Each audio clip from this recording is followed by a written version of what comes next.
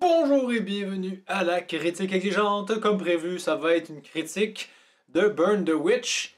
C'est sorti récemment en animé, un 3 épisodes. À l'origine, Burn the Witch était censé juste être un one-shot par Tite Kubo. Ça a été suffisamment populaire pour, je pense, avoir le droit à des sorties saisonnières, donc vraiment au compte-gouttes. Et finalement, ils se sont dit qu'il y avait assez de matériel pour faire 3 épisodes. Et pour faire court, la réponse est non, ils n'avaient pas assez de matériel pour faire 3 épisodes, ou peut-être que oui. En fait, c'est vraiment étrange.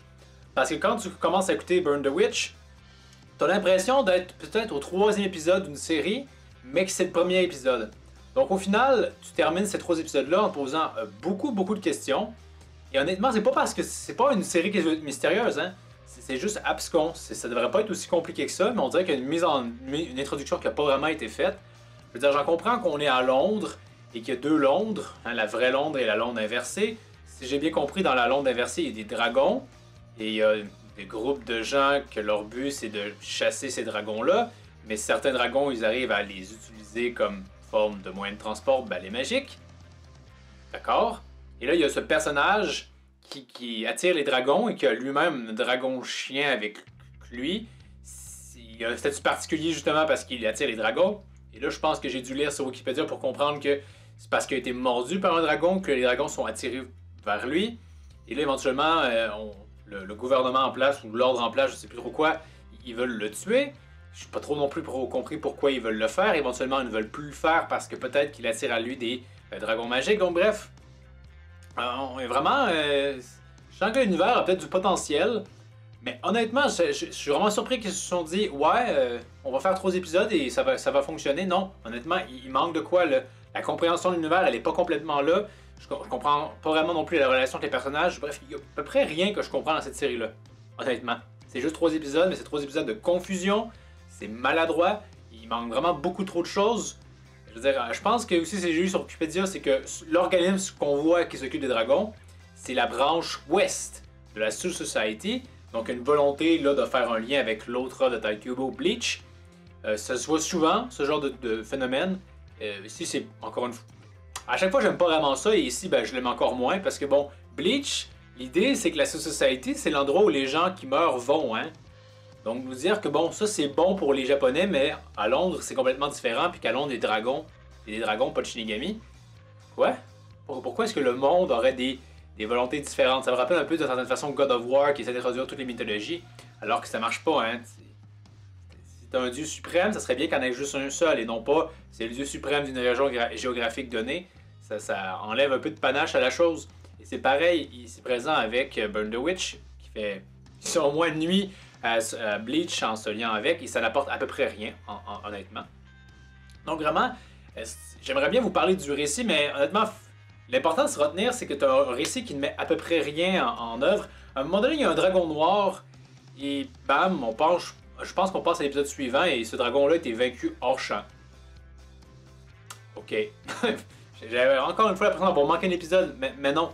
Il y a vraiment beaucoup trop d'éléments qui fait que je ne comprends pas. Il y a le personnage de Macy que j'ai pas non plus tellement compris parce qu'on n'a pas tellement non plus vraiment exploité le fait qu'un un des 2 personnages principaux, c'est une vedette dans la réalité, puis qu'elle a Macy qui l'accompagne, mais c'est zéro mis en application. À un moment donné, il y a un autre méchant, pas vraiment méchant, qui dit hey, j'espère que vous avez fait vos adieux. On vient de traverser ce qui c'était censé être un moment émotif, mais je comprends pas ce personnage-là, donc me présenter immédiatement son problème et voir carrément sa résolution, c'est non fonctionnel, donc vraiment, je sais pas si les chapitres c'était pareil, j'espère que non, mais vraiment cette adaptation animée-là de 3 épisodes, elle est bâclée, rushée, c'est insuffisant, c'est pas de dire que il n'y a pas un potentiel dans cette œuvre-là, les sorts rappellent beaucoup ceux dans Bleach notamment, c'est toujours aussi stylé. Le character design est aussi, je dirais, comme l'hommage à ce que Tite Kubo fait généralement. Donc, très efficace, très beau. L'animation est aussi très, quand même, fidèle à ce qu'on pouvait voir dans Bleach, avec parfois des moments où le personnage fait des petites crisettes. Donc là, l'animation baisse un peu. Mais quand un personnage doit avoir l'air classe, il a l'air classe.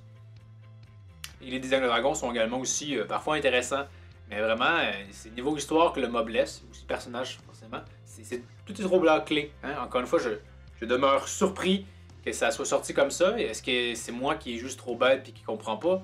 C'est juste ridicule. Je peux pas croire qu'ils se sont dit on va sortir ces 3 épisodes-là et on va espérer que ça génère de la hype. Non, parce que c'est un produit qui est vraiment trop incomplet. Je veux dire, si tu regardes par exemple du côté de DC, à peu près le même temps, parce que souvent un film de DC c'est 60 à 75 minutes, ils arrivent à bien mieux placer les enjeux du scénario, présenter les personnages, que ici où tu comprends à peu près rien. Hein? Vraiment, là, je veux dire, à la toute fin, comme quand leur chef à eux dégomme le dragon et qu'on dit ah, c'est un fils de héros. Mais quoi? Pourquoi est-ce qu'il l'a fait? Parce qu'il avait besoin de les aider? Est-ce qu'il se cache en secret? Bon, bref, c'est tellement tu te poses beaucoup trop de questions par rapport à comment tu devrais t'en poser. Et je le répète, on est dans le même agabic Bleach, là, c'est-à-dire que c'est pas une œuvre qui est censée être mystérieuse, un peu kafkienne. Non, c'est censé être quand même du neketsu dans une forme ou une autre. Donc c'est censé être accessible. Ici, non, on dirait vraiment qu'il y a trop d'éléments manquants qui n'ont pas été dits. C'est juste incroyable, honnêtement, à ce niveau-là. Donc je ne vous le recommande pas, honnêtement. Attendez que, si jamais ça continue à avoir du succès malgré tout, qu'il y ait d'autres épisodes qui sortent, parce qu'ils vont peut-être aider à mieux comprendre l'œuvre. Mais pour l'instant, c'est même pas une amuse-gueule. C'est davantage une espèce de plat qui donne envie de boire pour compenser, mais il n'y a rien pour boire pour l'instant. Donc vraiment, passez votre chemin. J'espérais que ça en valait la peine, d'avoir une unité de temps qui a du sens. Absolument pas à ma grande surprise. Donc Burn the Witch, passez votre chemin pour l'instant. Donc c'est court, mais en même temps, j'ai pas compris grand chose. Et ça se résume pas mal là, la principale défaut de l'œuvre, c'est une incompréhension assez globale de la chose. Mais vous qui l'avez regardé, est-ce que vous avez compris quelque chose que je n'ai pas compris? Comment vous jugez ce début de travail par rapport au début de Bleach? Donc, faites-moi part de tout ça dans les commentaires. Pour la prochaine critique exigeante, nous sommes rendus, je pense, à la prochaine sortie du prochain chapitre de Dragon Ball Super, donc la critique portera là-dessus. Comme toujours, merci d'avoir regardé. N'hésitez pas à vous abonner, partager, aimer la vidéo et le bon vieux tralala. Et je vous dis à la prochaine critique exigeante.